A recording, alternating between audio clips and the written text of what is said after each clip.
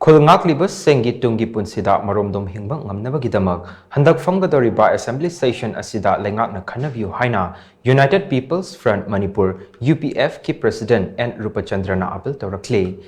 Wafam ase ngasi Imphal East District ki manung chanaleba chanungda UPF na Chief Medical Officer Imphal East District amadi chanung Senthak Club ka kutsamnaraga pangthokpa free health camp gi thoramda mahakna phongdokhibani. Health camp aduga mari lainana Rupachandra na hai Chen Koki narco-terrorist segna Manipur da landarak tuna lamdam asi mache tana thugaina ba ngasi fawba hotnare masida karisu khangzat daba nupi angang yauna mioy kya tamthina hatokpi ba amati yum kai kya amana mai thadok pikre masina maram oiraga mioy lising kya lanjenaraga laire asigumba fibam asida Manipur bu kannabagi damak khul ngakpa kya thawai pamuba laitana thorakpaga loinana Chen Koki narco-terrorist sing asibu mayok naraga lakli masida thawai katkiba kya amasu yaukray Manipur kannabagi damak tourakli Khul Ngakpa sing ase masagi palefam ama lainaba leingakna karigumba thorang khara paikhatpa chumgani makoi sing asi leiramdrabadi lamdam asi hena sathiba fibam amada leirambasu yai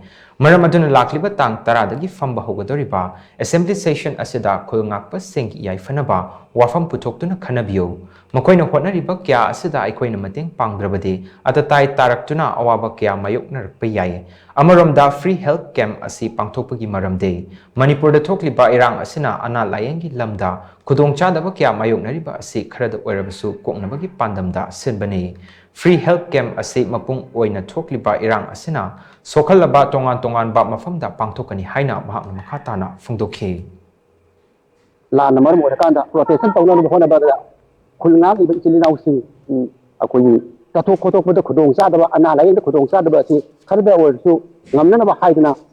medical officer Imphal East ne hada akoi UPF na haiba free medical camp asi tawjebani angsidagi phamgadouriba Manipur assembly da akoi Manipur da laiba tonga ba khul ngak chilinau sing ase tungi da makna khanbiraga makoi mafam chaba ma yengbira kanda akoi khul ngak sing asibu tungi future gi damaka akoi makoi tungi lepna ba amadi makoi tungi imong family puba ngamna bagi damak government na are pa pire ba lobi ha de UPF mai guru khamse Mioy humvutara rom ana layengi khudong chaba pikhiba health camp aduka mari lainana Imphal East District ki medical officer Maibam Johnson na hai chatok sasin tawbada khudong chadriba mioy singda ana layengi khudong chaba pinabagi damak CMO Imphal East District ki maikaidagi health camp asi pangthokpani masida mathok taba hidak langthak kyasu lemna mateng pangkhi Game asida maru oina khuru tang chikpa lok laiho suga amadi BP wangba yauna miyakya layenkhe makha tanasu makok thongba singa tanaduna miyamgi haksel da pangba yaba mateng pangani haina makna makha takhi bagi bilet ko kumba de ko ini bahaya dari sibu mayang sigil mateng pangjana ba namasong anai ka kana mateng ka ngamda ba tawjina ka laktabani aduna masih patient untuk kemudian hotel ini anam bani yang juga uang bersing lahu lagi bersing lagi yang pun service dari cuan bersing anam anam jadi juga macam besu amu ini memang kan kerja betul ada lagi juga kerja kerja besu sih memang paling senang kalau kerja kerja besu